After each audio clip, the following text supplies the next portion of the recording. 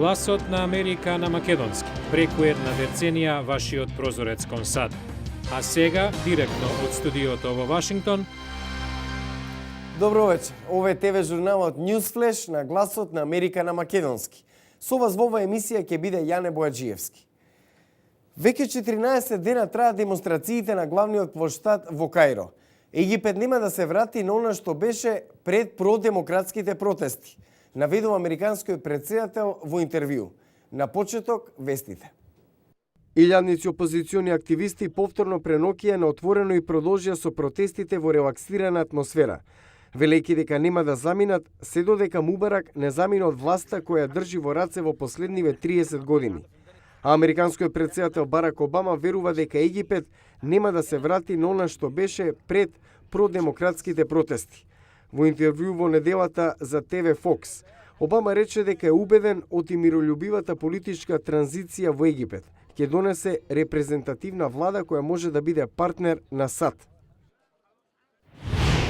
Судијата во сојузната држава Флорида погрешил кога пресуди дека законот за реформа на здравствената заштита е неуставен, рече американскиот претседател во истото интервју со конзервативниот коментатор на Fox Бил Орайли. Обама рече дека не сака да претпоставува каква би била неговата одлука, доколку и Врховниот суд пресуди против законот, инаку донесен по негова иницијатива. Обама ги отфрли оценките на весникот Wall Street Journal дека е левичар.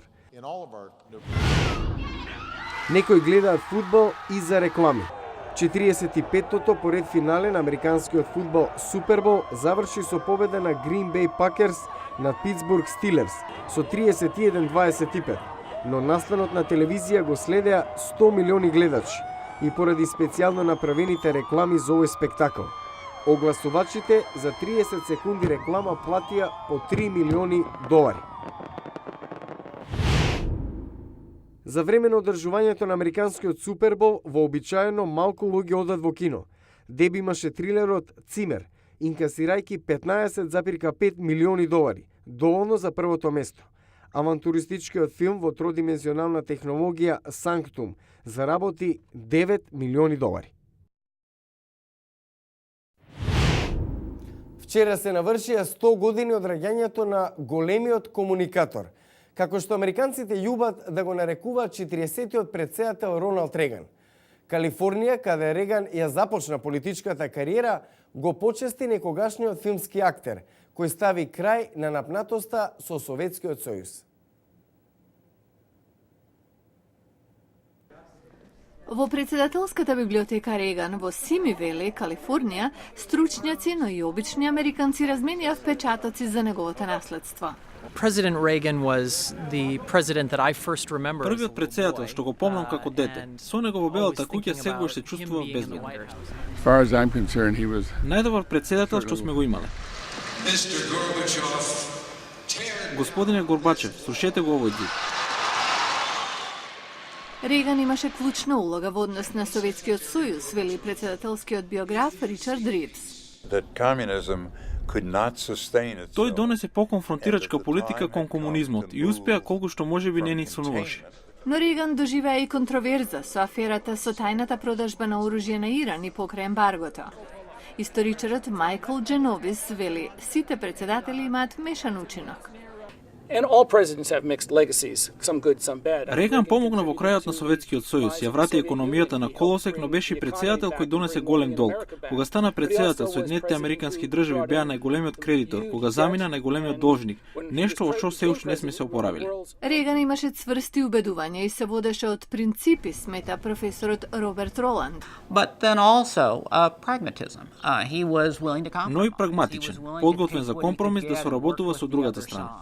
Стручњаците сметаат дека најсилната страна на Реган беше што го разбираше лидерството и што знаеше како да ги пренесе своите визии на американците. Нова причина американците да намалат со солта, шекерот и месото со масноти за сметка на повеќе риба и житарки. Американската влада деновиве согласи новаа тема со конкретни упатства. Светската здравствена организација додава: дебелината е глобален проблем. Дел од проблемот е така наречената западна исхрана. Масни пржени компирчиња, црвено месо, процесирана храна и недоволно физичка активност помагаат во додавањето на тежината кај повеќе од половина милиарда возрастни лица во светот. Доктор Лин Голдман е декан за јавно здравје на Универзитетот Џорџ Вашингтон. This is a call to go back to the older ways of eating. Ова е повик да се вратиме на стариот начин на јадење, непреработена храна и житарки, овошје и зеленчук, со еден збор поздрава храна, со надеж дека луѓето ќе преземат чекори за поголема физичка активност. Вакви упатства се објавуваат секои 5 години. Тие на училиштата им помагаат да прават поздрава храна за децата и подобро да се водат програмите за помош со храна на сиромашните. Роберт Пост од Центарот за исхрана во Вашингтон вели дека пораката е јасна. Јадете повеќе добра, а помалку лоша храна. Луѓето треба да конзумираат повеќе храна со хранливи материи, што значи повеќе зеленчук, житарки и овошје, како и млеко и млечни производи со малку или без масноти.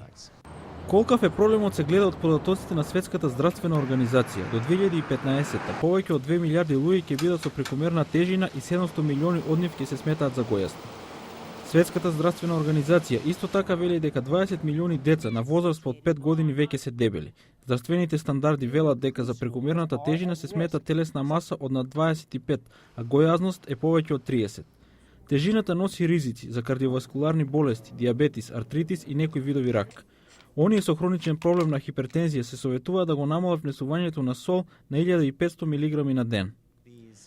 Пост вели дека упатствата се дизајнирани за да ги одржат вкусовите на оние кои се навикнати на различна кујна, зашто лесно може да се преминат во други делови на светот. Сепак, на вас останува главната работа – изборот. Остануваме на здравјето и во утрешен News Flash.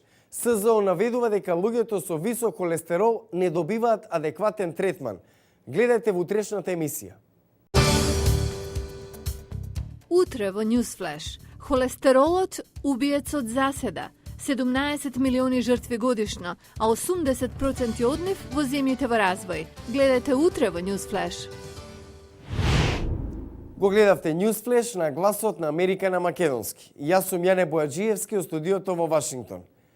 За најнови содржини посетете нашата веб страница glasnaamerika.com. Пријатна вечер. Се гледаме утре.